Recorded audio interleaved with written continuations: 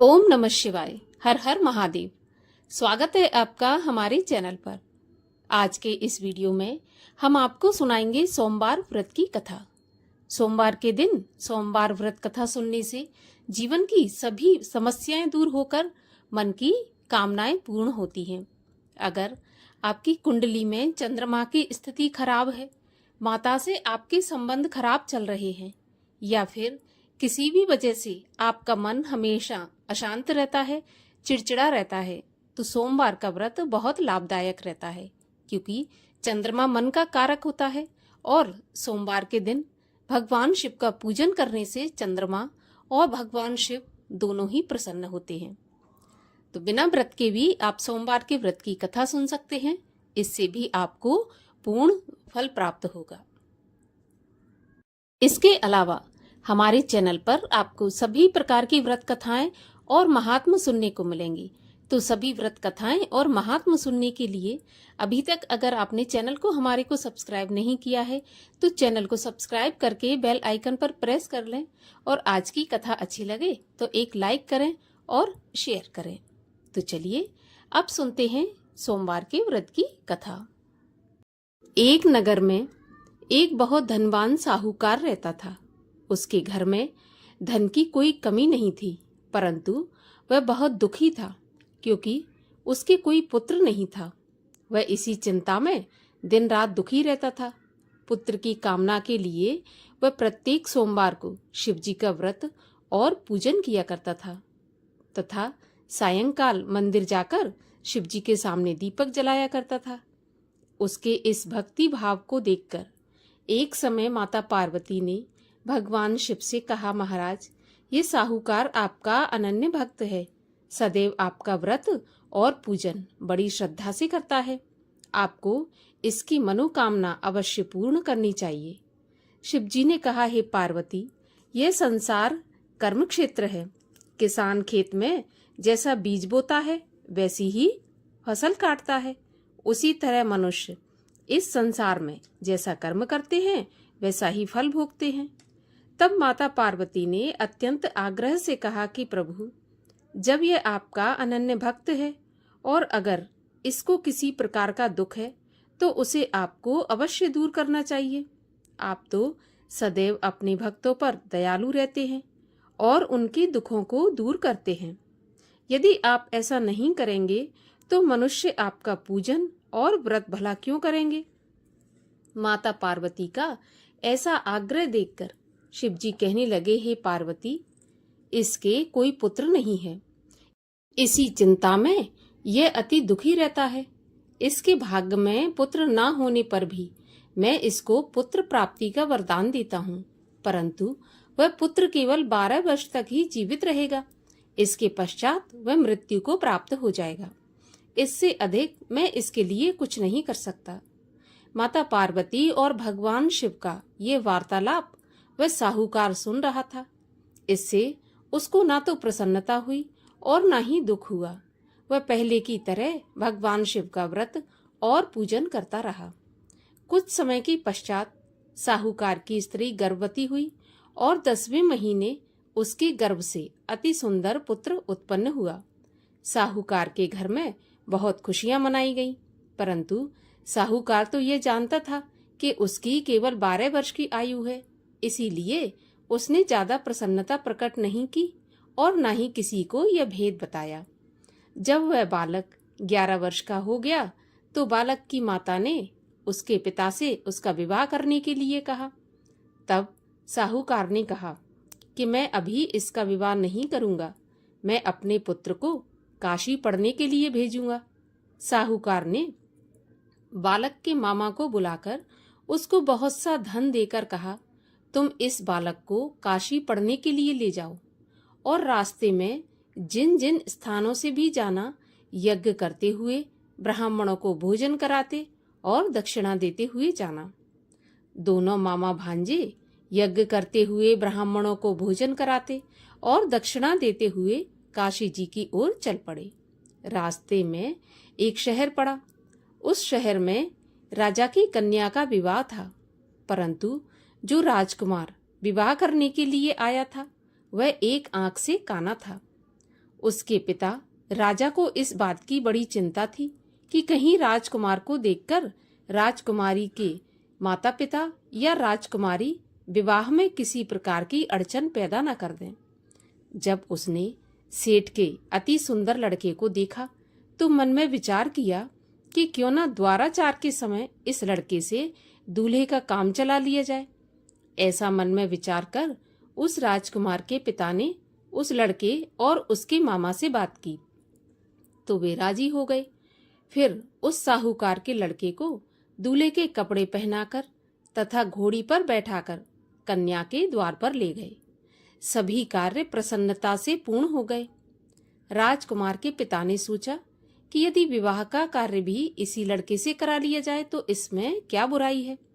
ऐसा सोचकर लड़के और उसके मामा से कहा कि यदि आप फेरों और कन्यादान के काम को भी पूरा करा दें तो आपकी बड़ी कृपा होगी। मैं इसके बदले आपको बहुत सारा धन दूंगा। दोनों ने इसे खुशी खुशी स्वीकार कर लिया। विवाह कार्य बहुत अच्छी तरह से संपन्न हो गया। सेठ का पुत्र जिस समय जाने लगा तो उसने राजकुमारी की चुंदरी के पल्ले पर लिख दिया कि तुम्हारा विवाह मेरे साथ हुआ है, परंतु जिस राजकुमार के साथ तुम्हें विदा किया जाएगा वह एक आंख से काना है और मैं काशी पढ़ने जा रहा हूँ। सेठ के लड़के के जाने के बाद राजकुमारी ने जब चुंदरी पर ऐसा लिखा देखा तो उसने काने राजकुमार के साथ जाने से मना कर दिया। उसने अपने माता पिता को सारी बात बता दी और कहा कि यह मेरा पति नहीं है, मेरा विवाह इसके साथ नहीं हुआ। जिसके साथ मेरा विवाह हुआ है वह तो काशी पढ़ने गया है। राजकुमारी के माता पिता ने अपनी कन्या को विदा नहीं किया और बारात वापस चली गई। उधर सेठ का लड़का और उसका मामा काशी पहुंच गए। वहां जाकर उन्होंने यज्ञ करना और लड़के ने पढ़ना शुरू कर दिया। जब लड़के की आयु 12 साल की हो गई उस दिन उन्होंने यज्ञ रच रखा था। लड़के ने अपने मामा से कहा, मामा जी आज मेरी तबीयत कुछ ठीक नहीं है। मामा ने कहा, अंदर जाकर सो जाओ। लड़का अंदर जाकर सो गया और थोड़ी देर में उसके प्राण निकल गए। जब उसके मामा ने आकर देखा कि उसका भांजा मरा पड़ा है तो उसको बड़ा दुख हुआ। उसने सोचा कि अगर मैं अभी से रोना पीटना मचा दूंगा तो यज्ञ का कार्य अधूरा रह जाएगा। अतः उसने जल्दी से यज्ञ का कार्य समाप्त करवाकर ब्राह्मणों के जाने के बाद रोना पीटना शुरू कर दिया। संयोगवश उसी समय शिव पार्वती उधर से जा रहे थे। जब उन्होंने जोर जोर से रोने की आवाज सुनी तो माता पार्वती जी कहने लगी, महाराज कोई दुखिया रो रहा है, इसके कष्ट को दूर कीजिए। जब शिव पार्वती वहां पहुंचे तो उन्होंने पाया कि वहां पर एक लड़का मरा पड़ा था। माता पार्वती कहने लगी, प्रभु यह तो वही सेठ का लड़का है जो आपके वरदान से उत्पन्न हुआ था। तब शिवजी ने कहा, पार्वती इसकी आयु इतनी ही थी और वह भोग चुका। तब पार्वती जी कहने लगी, हे प्रभु इस बालक को कुछ आयु और दे दो, नहीं तो इसके माता पिता तड़प तड़प कर मर जाएंगे। माता पार्वती के बार बार आग्रह करने पर शिवजी ने उसको जीवन का वरदान दे दिया। शिवजी की कृपा से वह लड़का जीवित हो गया। शिवजी और पार्वती कैलाश पर्वत पर चले गए। शिक्षा पूरी होने पर वह लड़का और उसका मामा उसी प्रकार यज्ञ करते, ब्राह्मणों को भोजन कराते तथा दक्षिणा देते अपने घर की ओर चल पड़े। रास्ते में उसी शहर में आए जहां उस लड़के का वहां की राजकुमारी के साथ विवाह हुआ था। वहां आकर उन्होंने यज्ञ आरंभ कर दिया।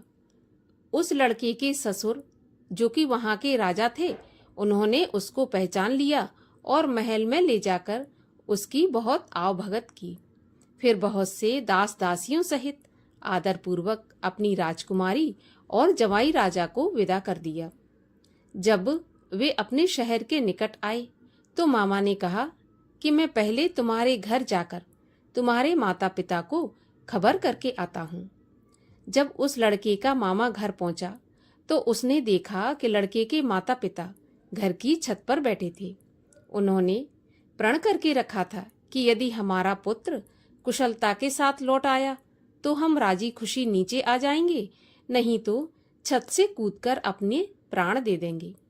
उस लड़के के मामा ने आकर जब यह समाचार दिया कि आपका पुत्र आ गया, तब उनको विश्वास नहीं हुआ। तब मामा ने शपथ पूर्वक कहा कि आपका पुत्र अपनी पत्नी तथा बहुत सारा धन साथ में लेकर आया है। तो सेठ प्रसन्नता से भर उठा। सेठ सेठानी आनंद पूर्वक नीचे आए। बाहर आकर उन्होंने अपने पुत्र तथा उसकी पत्नी का भरपूर स्वागत किया। सभी प्रसन्नता के साथ रहने लगे। जो कोई सोमवार के व्रत को धारण करता है अथवा इस कथा को पढ़ता या सुनता है, उसके सभी दुख दूर होकर उसकी समस्त मनोकामनाएं पूरी होती हैं तथा इस लोक में नाना प्रकार के सुख भोग कर अंत में सदा शिव के लोक को प्राप्त होता है। बोलिए भगवान शिव शंकर महादेव की जय। भगवान शिव की आरती। ओम जय शिव ओमकारा, स्वामी हर शिव ओमकारा। ब्रह्मा विष्णु सदा शिव, अर्धांगी धारा। ओम जय शिव ओमकारा। एकानन चतुरानन, पंचानन राजे। हंसासन गरुणासन, वृषवाहन साजे। ओम जय शिव ओमकारा। दो भुज चार चतुर्भुज, 10 भुज ते सोहे।